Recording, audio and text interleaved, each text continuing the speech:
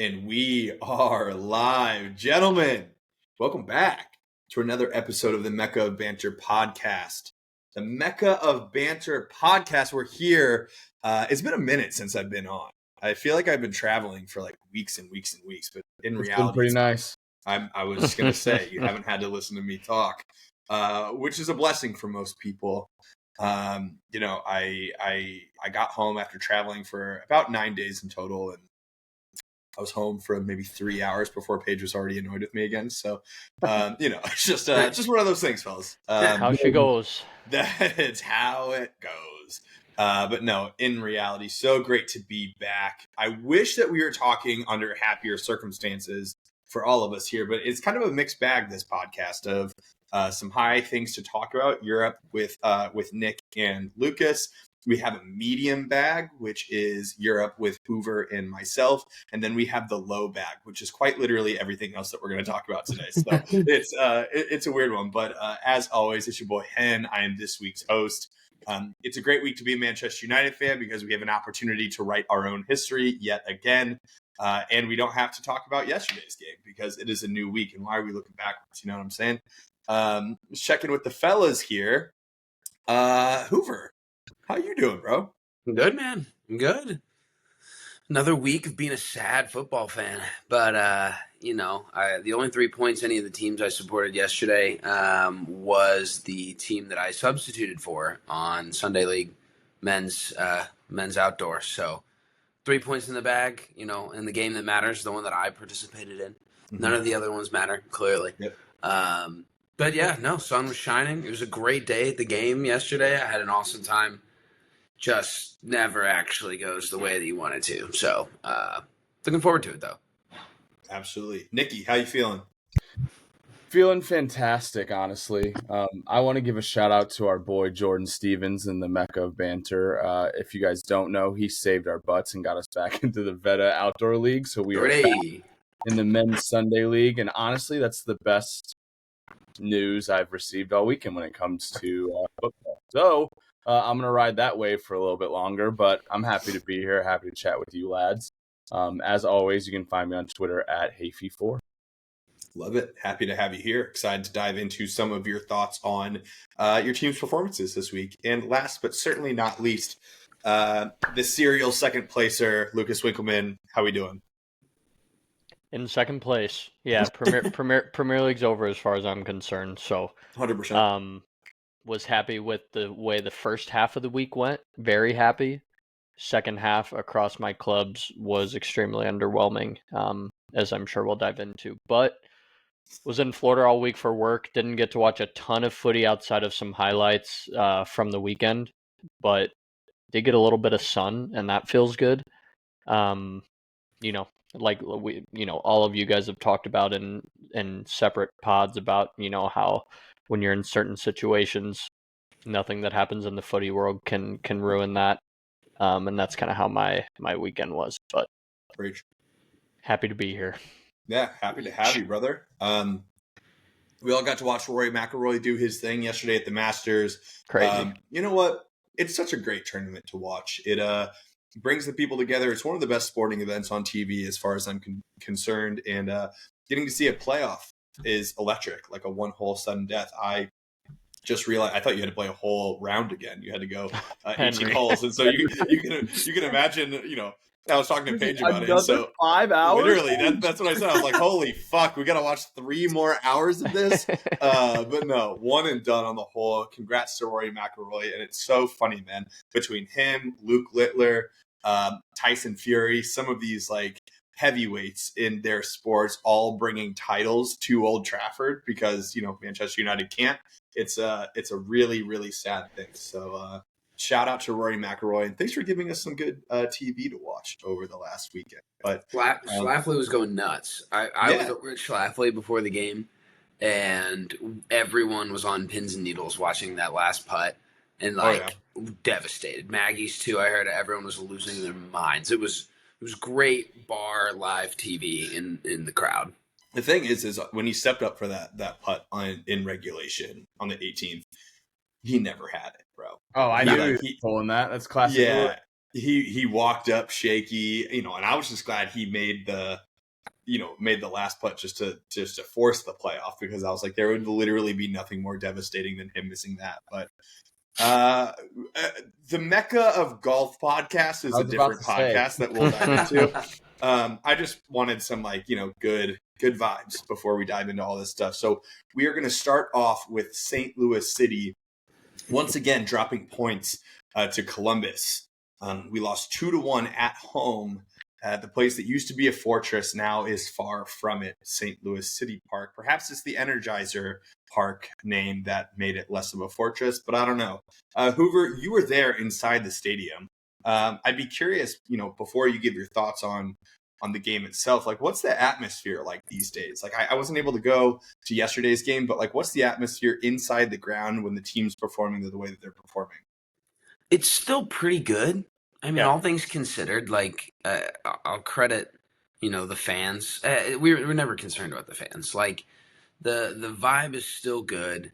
It's not nearly as raucous as it used to be, I don't think. But, I think that can happen with just time in the stadium, that, it's not as new anymore as it used to be. But we're just always so behind these guys. So, results like this are extremely disappointing. And, obviously we have a ton of guys out, but I think there was definitely more heart and more effort in this go against Columbus than we saw against Kansas City, which was flat and embarrassing.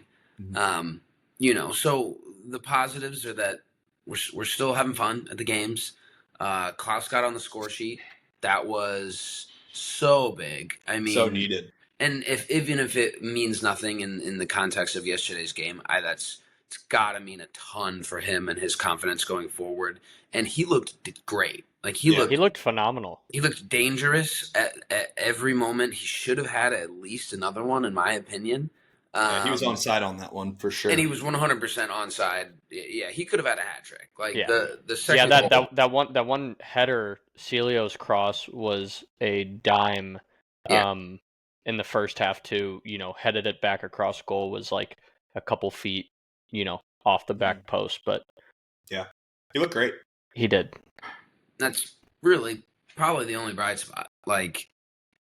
I mean, dude, Celio's the only guy that's doing that can set those balls up. For one, his ability to beat his man is next to none on this team. We've said this a million times, and it was so evident in some of the major chances we had. But he was also at fault for the first goal on Columbus's end.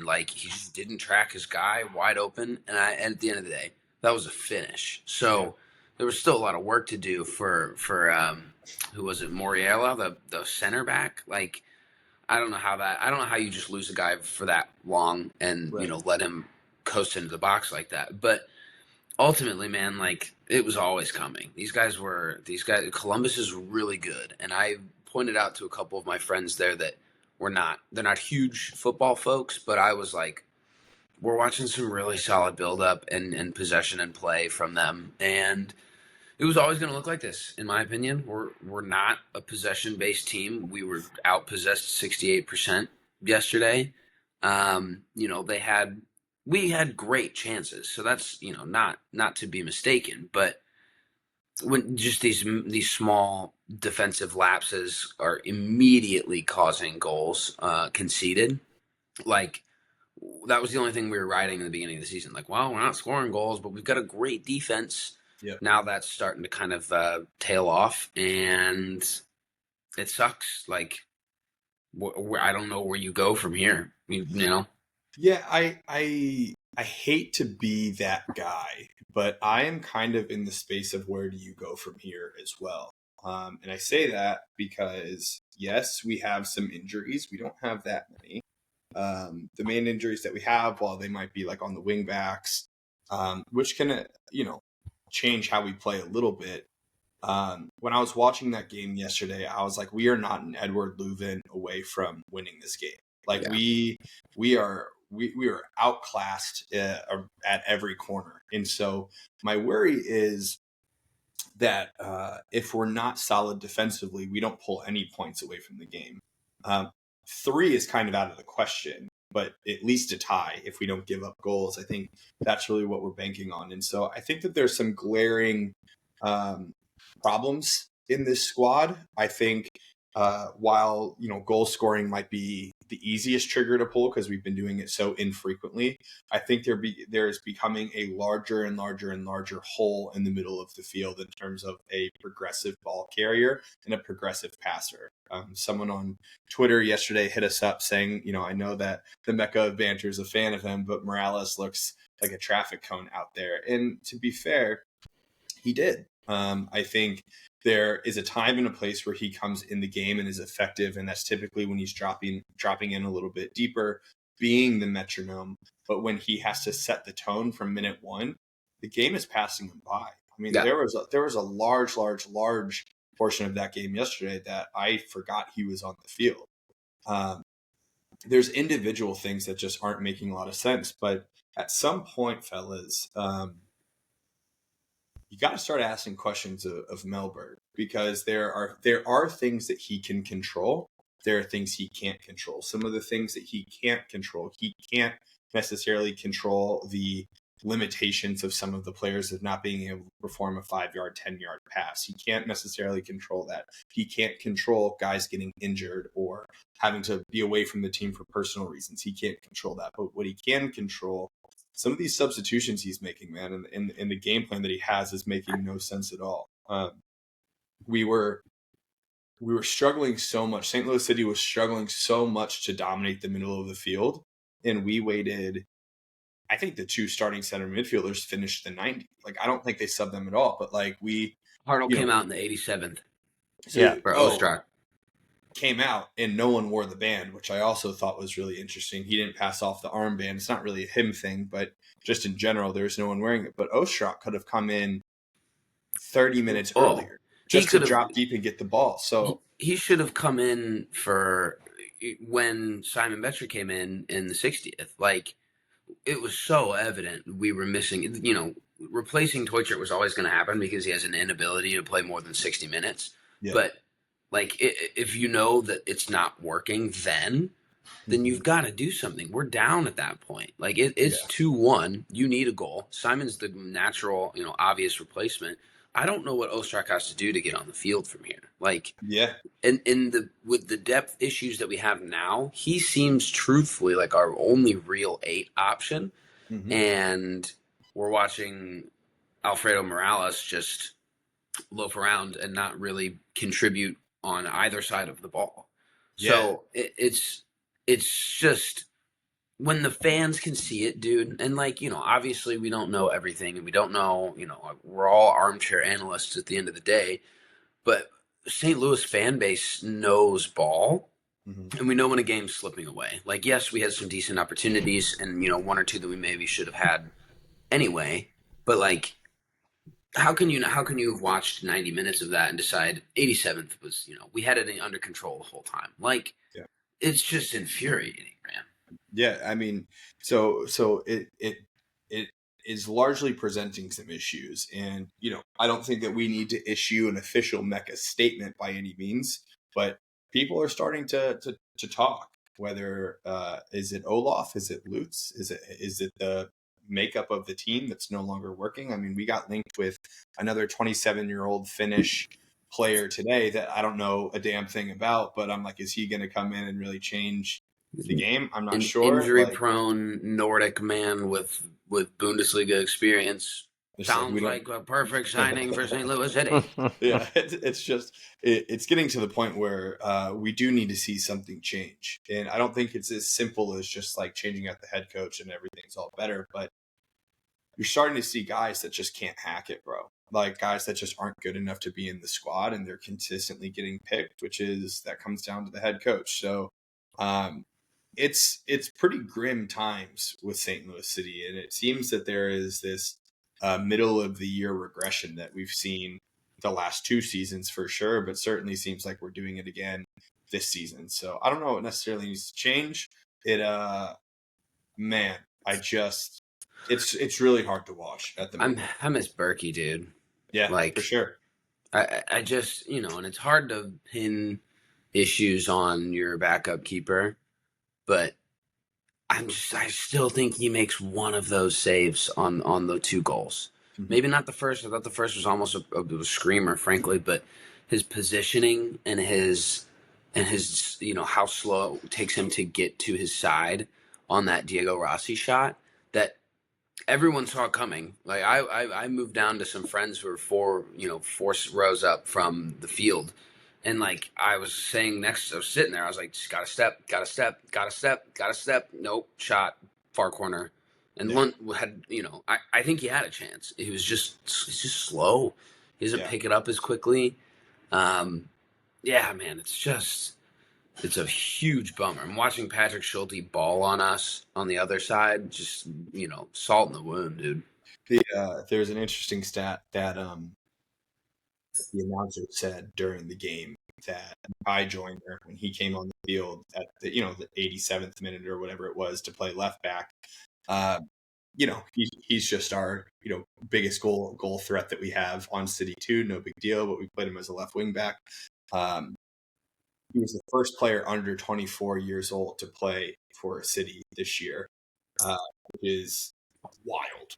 Jeez. That is a crazy stat when you think about some of the guys that we have on our bench or some guys that maybe we have in the academy. It's just, there's a lot that we need to work on. And what I will say is what we've seen for 2 seasons, we have seen Lutz in the front office make moves in the sense of if something's not working, they'll go and make a move. They've done it all 3 years, but I don't know if you can do all of the moves at the same time and it still makes sense. So I don't know what's going to happen with St. Louis City this year. If we make postseason, I think that'll be a success for us based on what we're seeing. But Melberg has a lot to show us over the next period of time before you get like the full backing, Hey, AZ Jackson ghost game though. I'm leaving here with something, brother. Yeah. I'm leaving here with something. He did have that chance early on that he pulled just wide, and I was like, man, I would have hated to see that. I would have hated that, dude. That would have been terrible. Yanked in the 55th, 6.35 mob. Terrible. It's not always Last but certainly not least, big shout to Josh Yarrow. I hope that the concussion isn't that maybe something else was going on, but hope that he heals quickly. It is never a fun thing to see when one of your boys goes down like that. So big shouts to Josh, and we'll look to bounce back this upcoming weekend. But let's talk about big games going on worldwide. We have the Champions League, the Europa League, and that other league called the Conference League, all going on this week, which all of us get to talk about, which is cool because believe it or not, that's crazy. Hey, that's shocking. We're here. We're going to talk and start off with the shocker of the group, which is Arsenal 3, Real Madrid 0, as they head into the Bernabeu on Tuesday. Is that when it is? Is it tomorrow? Wednesday. That they're Wednesday. Wednesday they're going to Spain to play the second leg. But Winks, take your flowers here, brother. It was an incredible showing from Arsenal. So kiss your shrine of Declan Rice. And, oh my God! Let's hear about I'm building a second one. How hard you were. Let's hear about that. What was that? Sorry, what? You're not wrong. I'm just making sure I heard you right. No, yeah, we had talked about it in the group, and I had predicted a 2-1 win at home. So winning, I don't think was the shocker for me, but I think shutting them out and equally so putting 3 away on them, what was a very nice surprise. I think that once we drew Real Madrid in one of the post UCL day press conferences with Kate Abdo and Thierry Henry, they kept asking Thierry. Yeah. Sorry. She's Abdo for forever in my book. Forever. No, but I think going into it, Thierry Henry had said on that, post game presser that we need to go in with the confidence that we can beat them because it's very easy to get intimidated by a team like Real Madrid, especially when we, being Arsenal, haven't played them in several years. Like we haven't drawn them in the Champions League. in the last couple times that we've been in there. And then obviously we weren't in the Champions League for a little while there too. So, seeing what Real Madrid has done as a team trophy wise and just, some of the players they have on their team sheet, I think it's very easy to go into that game and be a little on your back heels already. But, Mikel said it in a post-game presser after that game and was like, the game started 30 minutes before the ref blew his whistle before the game actually started. And, he said when they walked out, the stadium was absolutely roaring and the energy was nothing that he had seen before at the Emirates. And so I think that was a big piece to it. And I think, Was that as before or after his phone call with Pep? No, but he, I think what Thierry said we needed to do was exactly the kind of attitude that we went out with. I think we were really well organized from the very beginning. Madrid started very high up the pitch and very quickly sort of retreated. And, we're playing pretty deep almost the whole game. And I think that we took advantage of that. They were trying to clog the middle. Thankfully, our specialty is going out wide and whipping balls in and drawing corners and set pieces around the box. Obviously didn't convert from a corner, but set piece masterclass. I think we're gonna have to. FC lives on. Yeah, bro. we're gonna have to build a statue of our set piece coach right next to. You guys would too. Thierry. Get out of here. That's the problem. Just find it. Just Girl the ball, Declan. Girl the ball. But no, it was really fucking cool. Obviously, you guys saw Declan Rice's free kicks. Which one did you like better, the first or the second one? Dog, it's so tough bro. for me to pick. Because it was a very Roberto Carlo-esque curve on the first one, and the second one he could not have put it in a better spot. So I think they, in their own right, they're both incredible. But for me, it was that he did it in such quick succession, and then was an integral part of what turned into the attack shortly thereafter that Marino ended up scoring on. Like, he's unbelievable, and I think nowadays players, regardless of their position, if they get signed for a big amount to a club, there's like a goal expectation attached to them in sort of modern day football that, even a 6 or an 8 is expected to score a good amount of goals if they have $100 million price tag attached to them. And, I think he showed that he can score those worldies, but I think defensively he also played incredible. He made some great tackles, and this isn't the first time we've talked about some of the tackles he's made in an Arsenal jersey, but I think people are realizing that he was worth the money after that game, but I think even before that game, he's been worth that he money. was worth it. Yeah, 100%. He's one of the very few that you can say that about. But he just lived out every single youth soccer player's dream. Like 100%. Every single one of us have sat in some field, set a ball up for a free kick, and gone, "This is against Real Madrid in the Champions League." Like, and just put it up or not. It was absolutely insane. Yeah, and to my knowledge, in his 340 Premier League games, his professional matches, I'm pretty sure those were his number 1 and number 2 free kick goals. So the last time Arsenal scored a free kick goal was 2021, I think. No, I think it was before that, because I'm pretty sure Odegaard's had one.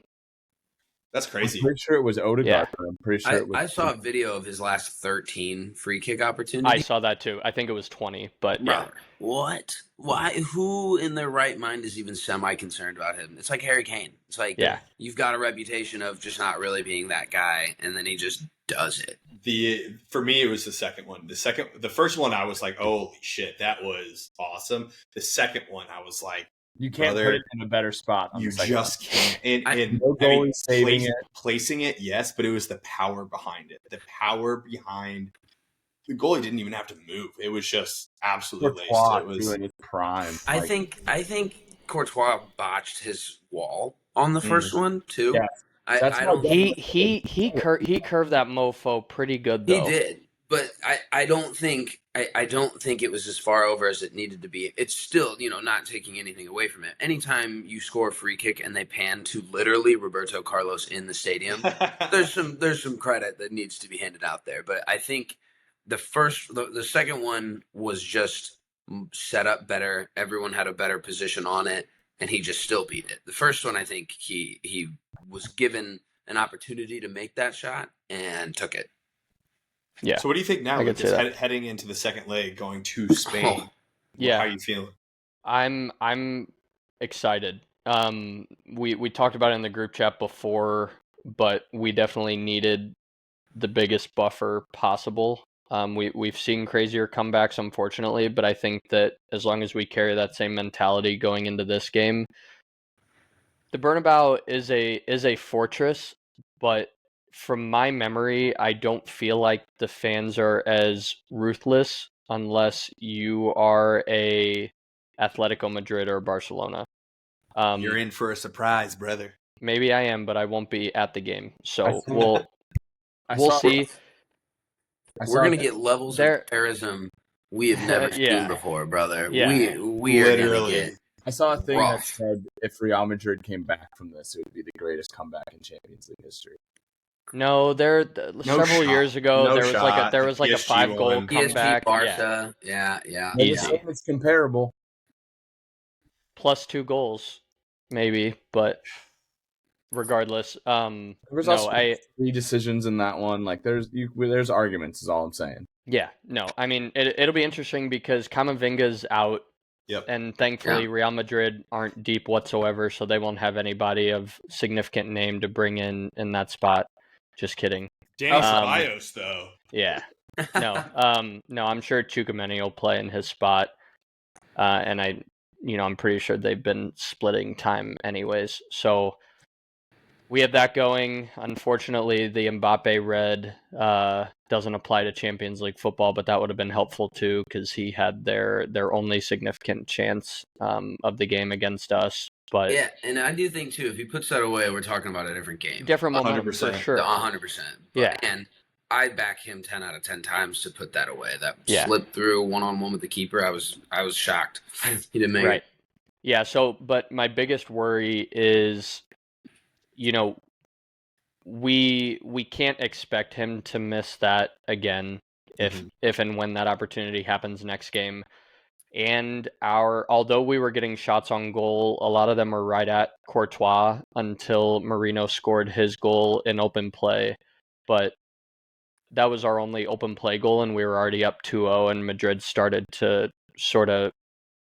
They didn't look like they were trying to come back, as we've seen them do in a lot of other games. So my biggest worry is, us not getting 2 worldy opportunities from free kicks and us having to score purely from open play.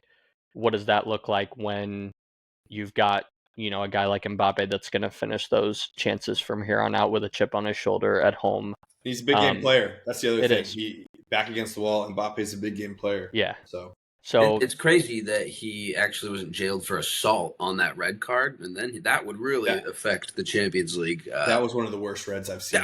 That was awful. I thought he actually broke that dude's leg. I don't even know what was going through his head. Literally, what are you thinking? Yeah. It'll be a big one. We'll all be watching on Wednesday. For me, that's the game to watch. Barcelona is up 4-0 against Dortmund. I don't think anyone is thinking that Dortmund's going to do something about that. Barcelona just looks so good. If you watched that first leg, it was incredible. And the other big one is the PSG Villa scoreline. So PSG is leading 3-1 against Villa. Now, Villa definitely have the guys to go out and fight, but PSG is a wagon at the moment. They are the front 5 players they have, plus 2 of the subs that they can pull on, bro. They are disgusting right now. Yeah, they're a super fun team to watch. But I think one of the beauties of this year's Champions League, at least in where we are in the knockout stages here, any one of these teams could go and do it. You could make a case for just about all of them. I mean, I think the only one that I'm ruling out is Dortmund, but all the other ones are good too. I mean, we haven't even talked about Bayern Inter, but whoever advances from that game is also going to do wonders. So I think we're really in for a treat this Champions League round. Inter are very quietly rolling. Yeah, they are something hot. The build up to the first goal between Thuram and Martinez was so slick. Yeah, it was awesome. Anyone should be afraid of them. They're disgusting. Yeah. So we'll see, Lucas. I was going to say that you have everything to play for this week, but same, bro.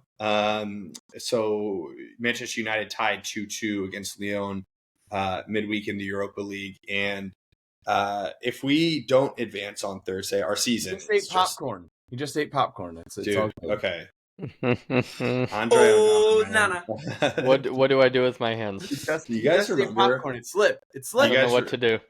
You guys remember when we all sat on this podcast 2 years ago and we were talking about like the awards for the Premier League season before the season started, and we're all like, who's going to be the keeper of the season? We're all like fucking Onana, except not for all Nick. of us. Not all of us, Nick. Yeah, for sure. No, I but always thought Onana was dog shit. You guys were going into team of the season talk. The consensus pick of this podcast was that Onana was going to be that guy, and my friends, he is not that guy. He was that guy until he got to Manchester United. But he was a dog.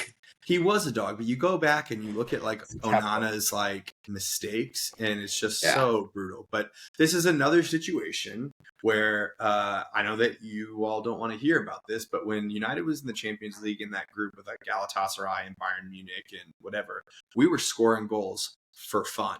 Rasmus Højlund finished the Champions League campaign being like the second top scorer, and he only played in the group stage. And it was because Andre Onana literally doesn't know what the fuck he's doing. And this game is as clear as day that he doesn't know what he's doing in that net. Goalie problems are a real thing, Henry, this year. I understand you. It's not just this year, but buddy. It's just so challenging when you look at this game where, like, Lucas, shut the fuck up. Yeah, I know. Fuck my but United deserved to walk away from that game with 3 points and being able to go into the return fixture feeling good about themselves. But instead, Andre Onana decides that he doesn't know what the fuck he's doing, and he gifts 2 goals. The first goal is just inexcusable for so many reasons. You either come out and claim that cross, or you read the bounce, but you don't do nothing, and that's what he did. And he has made that specific mistake of not judging the flight of a ball countless times in United shirt. And, we benched him over the weekend against Newcastle, which was more than deserved. I'm shocked that it hadn't happened sooner than that. But then you make that mistake in the 95th minute, to which Cherki scores on. And, who was it, Lacazette, that hits just that stinger of a shot? Like, it's a hard shot, don't get me wrong, but you're parrying it right back into danger. Like, yeah, it's just so tough, man. Yeah, like United grinding out that result, getting a bounce back from Lenny Yoro, his first goal in United shirt, shout out Lenny. And then Xerxes comes on and scores in the 87th, convinced that he wins it. What a ball from Bruno. Dude, just convinced that he wins it. And then it's just absolutely deflating, taking the wind out of the sails. And I'm sorry, I'm going back to the ball by Bruno, because if you guys rewatch that back, I still don't understand how he got it off the way he got it off. It was like he's that guy, bro. It was like under his body, and he like side footed it like across beautifully on his head. I don't know how he did it. It was. I run out of words to describe the brilliance of Bruno Fernandes, and I run out of words to describe the shittiness of Andre Onana. It's left me like pretty spectrums, just like wild. It's a seesaw. That's a rat noise Winks is making for the audio listeners. We see it. He is. Where would you guys be? Would you actually be in a relegation fight without him? 100%. I mean, the thing is like it's like we've had to rely on him so much over the last several years, and there's always the thought. I mean, whenever Harry Kane left, Yeah. And you were like, what are we going to do without Harry Kane? You all figured it out for that first season. Like, you did. Other guys stepped up, other guys scored. It's not what it is now. And obviously you all are where you all are. It's not Harry Kane's fault that you all are below Manchester United at the Premier League table, which thank God, but congrats on that. Yeah. But you figured it out. And similarly, like United would figure it out. It would just be at such a slower pace, in my opinion, because he's been everything, for the last several years. But they tried that. I don't know if you all remember, but it wasn't too long ago that Ten Hag or Amorim, I forgot even who it was at this fucking point, tried benching Bruno for a game. And like, we were horrible. We were the worst we've been, which is saying something. So, I think the deflating nature in which we tied that game takes us into the weekend against Newcastle, and we got our backs blown out for sure. Not even a pause there. We did. And but you can look at that lineup and you can say, we rested like half of our starting lineup. We didn't even bring them in the game because we wanted to save them for Thursday. That's all that matters right now. Literally, the league does not matter to us whatsoever. There is nothing to fight for in the league. We're not going to get relegated. We're not going to make it into the top half of the table. It doesn't matter. So Thursday's everything. And you would hope that, playing at home, we'll be able to get up for that game and we'll be able to bounce back in that game. Bouncy house. I'm not sure. Like, I'm just not sure that that's what we're going to do. So I really, really hope that we show up for that game, but I'd be lying if I said I wasn't nervous. Does Onana start? No. And the thing is like, I saw Manchester also, for what it's worth, I started off this podcast saying that I've been traveling for the last like 2 weeks. And during that time, I've also like stayed off of Twitter pretty much entirely. Like, I just been busy.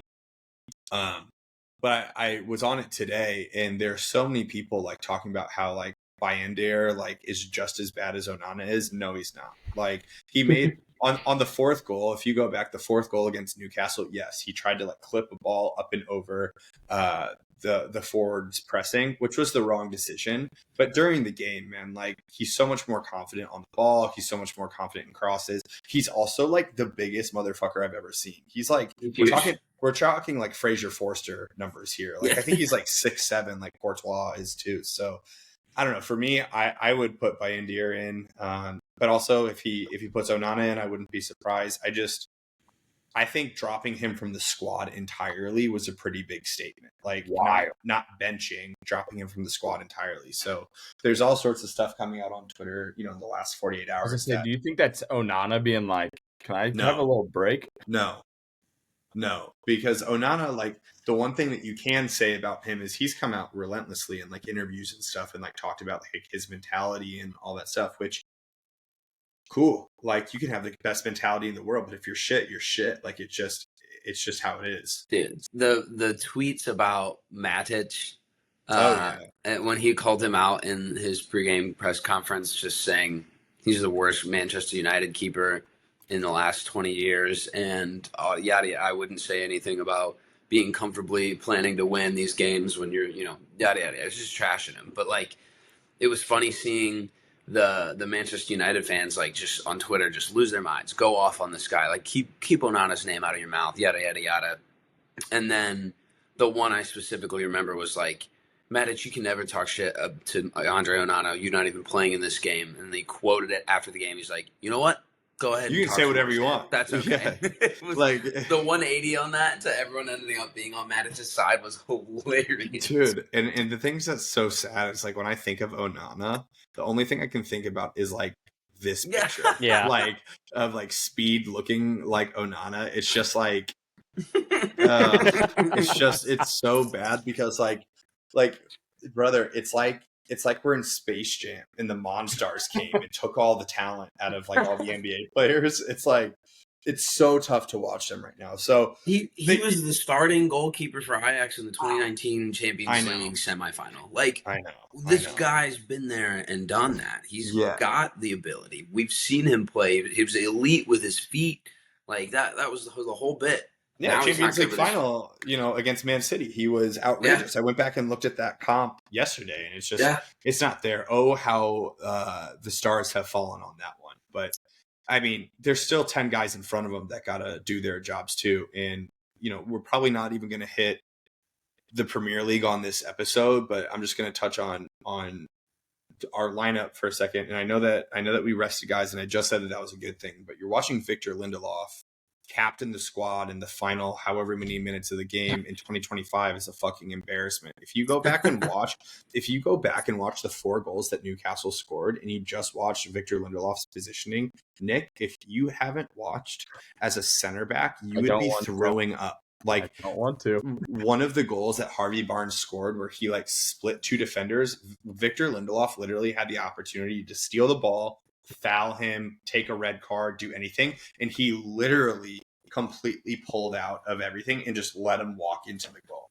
It was bad. So yeah, I hope that we can kind of pull something out of our ass on Thursday, and we can see a good, competent lineup. But Xerxes went down with an injury. We're probably not going to see him for the rest of the season. Times are grim. We got Rasmus Højlund leading the line and no other option because Cheeto Obi is also not registered for the Europa League. Times are grim. So let's talk about happier times. The next Holland. Rasmus Højlund. I know. Who's better? Holland or Højlund, you know? But let's talk Tottenham. Coming off of a really Spursy performance on the weekend, but we're not talking about that. We're going to talk about the 1-1 thriller against Frankfurt. And how are you feeling about the upcoming game? Andrew, Hoover. It's done and dusted, lads. It's over. It was a decent run. Damn. Wow. Yeah. You want to talk about confidence levels, brother? There's none. There's none over here. Hell of a game for the Frankfurt backup goalkeeper to have a worldly performance.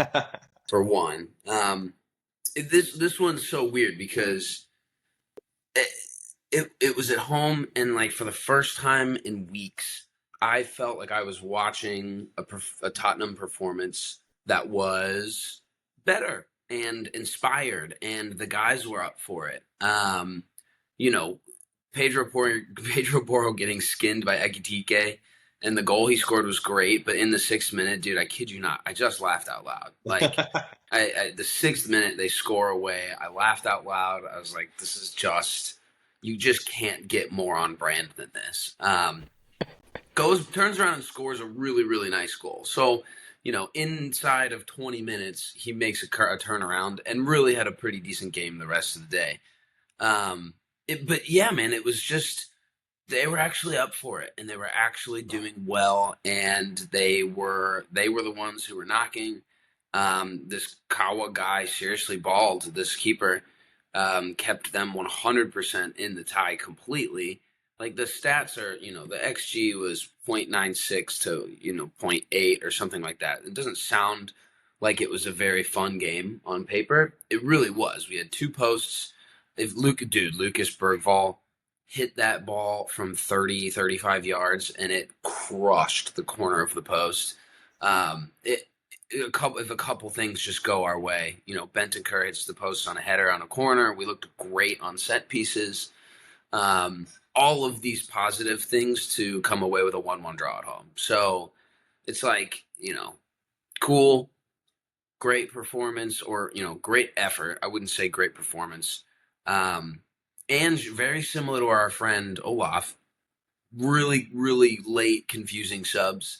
Not necessarily in the positions, but just the timing of it. Like, Sonny couldn't do a thing all game. Sonny's not the same Sonny, and I think he's got 1 year left on his contract, and it's not. I wish it was a Salah situation to where I was begging and demanding that the club re-sign him. I'm not sure that I am at this point. But you can't wait to the 80th minute to get fresh legs on. In a game that was 1-1 where we were dominating and had the tie in our hands, you can't wait to the 80th minute. So, and same with Solanke. Solanke couldn't get anything going. For one, he's not Harry Kane, and it's so funny to me because every once in a while, he'll do it maybe once, twice a game. He'll drop deep, he'll pick his head up, and he'll see a runner. And something in me is just like, I know you want to be him, dude. Everyone wants to be him. You have his structure and size, and you should do it. And he never connects the pass. It rips my heart apart because I watched Harry Kane for forever. drop deep, pick his head up, Sonny's on a run, cross, no problem, in bang goal. He didn't really have that ability. He's a service-dependent striker. But that's the thing. No one's Harry Kane. You're not asking him to go and do that and that be his playmaking role that we're, wanting to see from him. He needs service, and we're not giving him service. He makes super selfless runs all the time. It's the only reason Pedro Porro was open for his back heel flip finish. But, something about this game needed Richarlison. And we didn't see Richarlison until the 88th minute. Maybe not even for his footballing ability, but his shithousery and intensity and drive and passion. Fouls too, yeah. Just suck up and take fouls. He's so good at that. And Solanke's, it's a different style and system and player profile, completely different. But last 10 minutes, I wanted Richarlison on the pitch with his head for corners and his cheekiness, and we just didn't get to that till the 88th minute. So that was, whatever. And then if you look at this weekend getting pumped by Wolves, 4 individual errors. Ange did not coach 4 individual errors into the team to lose that 4-2. But we rested a bunch of guys. Sonny wasn't even on the squad. Solanke played 90. Why are we what that doesn't make sense at all. It didn't make sense in the slightest. So, and I do think he's a little out of his depth.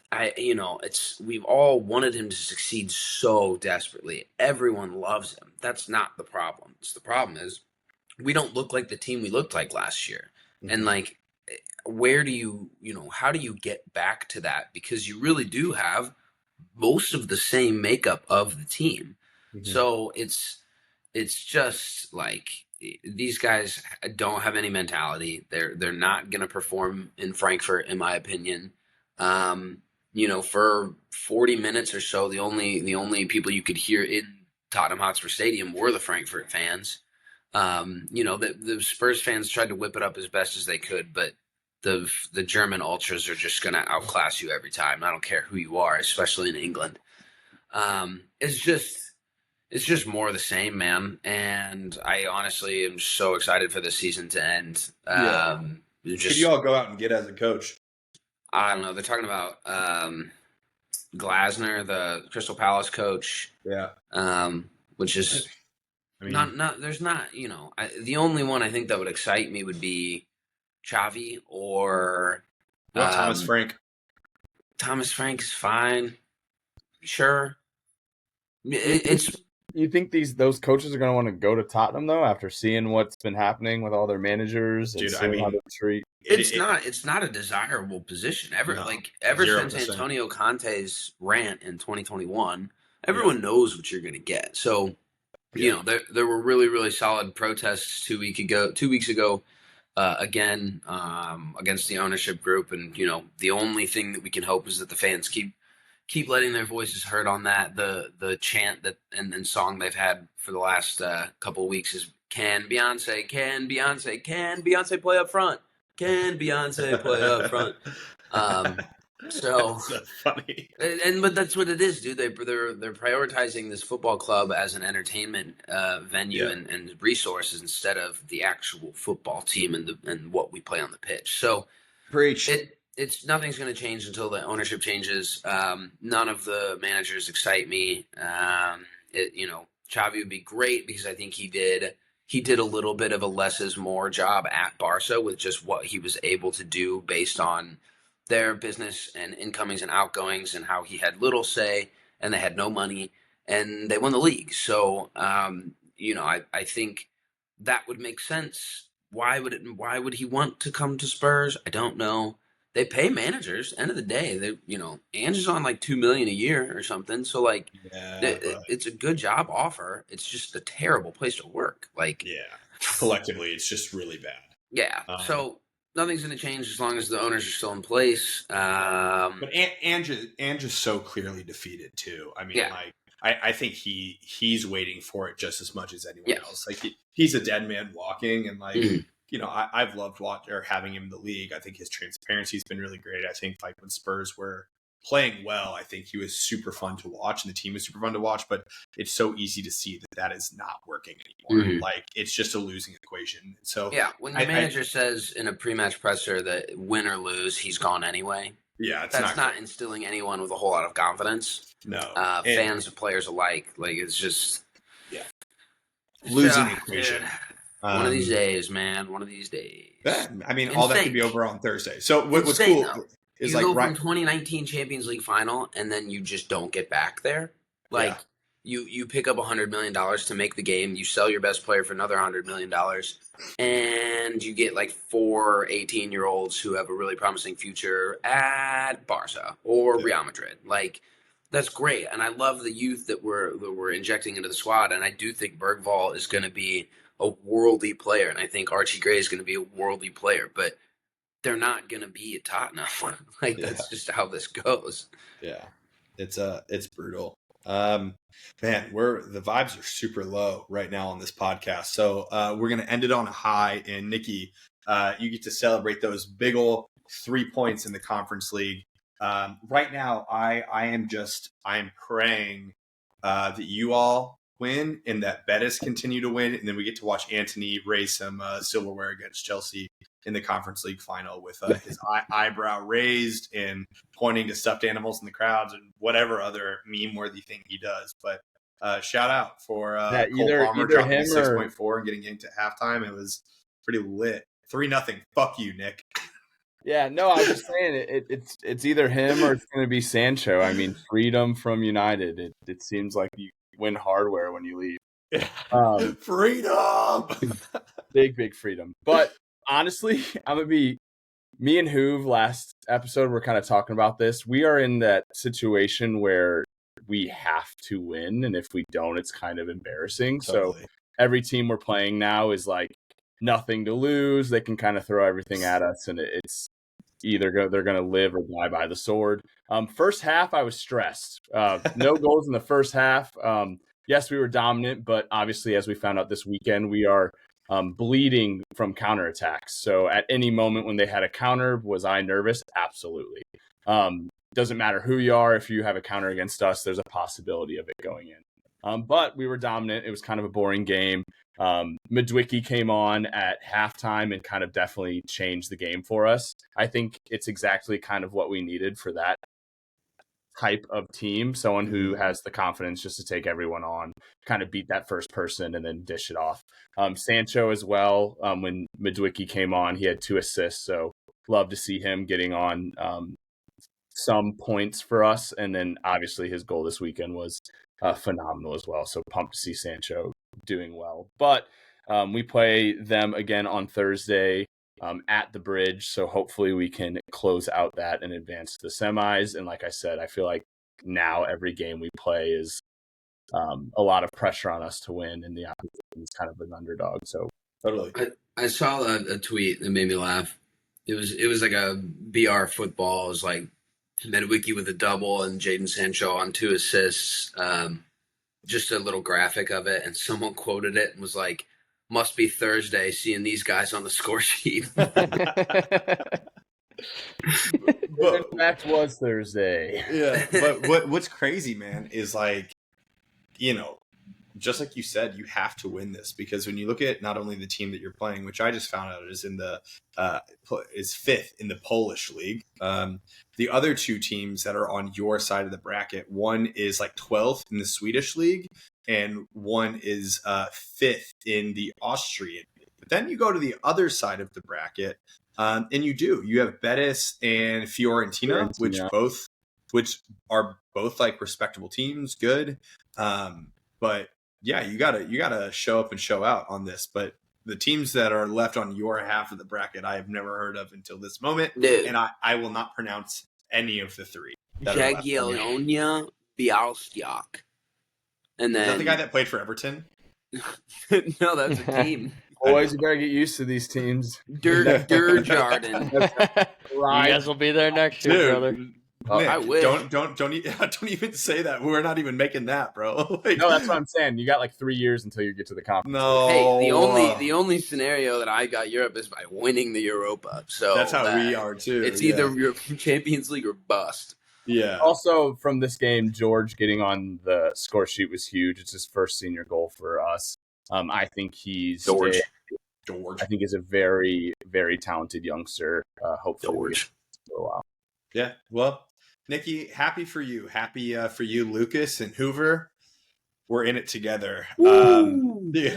It's just like, after St. Louis is happening, for the last couple of weeks, and we have the Europa shit going on. There's a moment in our group chat with Hoover, Dubs, and me where we're like, guys, we're really, really going through it in this group chat right now. There's just like nothing that's redeeming I need the anything. MLS to adopt the European calendar so that way when everyone's done, we can just be done for a summer. We can you know just what relax. I mean? Like, no, I'm going to go through all summer, even after Tottenham has the worst season in 25 years, and still have to watch St. Louis City suck. So Can't wait. We could have just ripped the Band-Aid, but no. What a blessing. You know what I'm saying? So great. So, fellas, we'll be back here next week talking about whatever happens in Europe. And I can just hope that all four of us on the correct side of history on this one, fellas. I don't for Arsenal. Fuck them. But, hey, how lit would it be if we get to have a pod where all four of us win, and all four of us advance? So those happen few and far between. Once again, don't think it would be lit. Fuck Arsenal. Jesus. Over Real Madrid. That's crazy talk. You know what? The season is just coming to a close, and we're just crawling over the finish line right now. So you guys are. The season's coming to a close, Nick. Speak for yourself. Yeah, my nails every weekend. God damn it. I think you got the 5th place coefficient though. That helps. I know. I'm hanging on to that, and even that might be ripped from us. Which is fucking Newcastle as a game in hand. Yeah. As always, interact with us on all of the socials. We always look forward to comments and the good conversation that comes. And if you're a St. Louis City fan, you've made it this far on the podcast, let us know what your thoughts are. Are you Olaf in, Olaf out, Lutz in, Lutz out? Where are you feeling about the front office? And until then, cheers, fellas. Cheers, boys. Cheers, boys.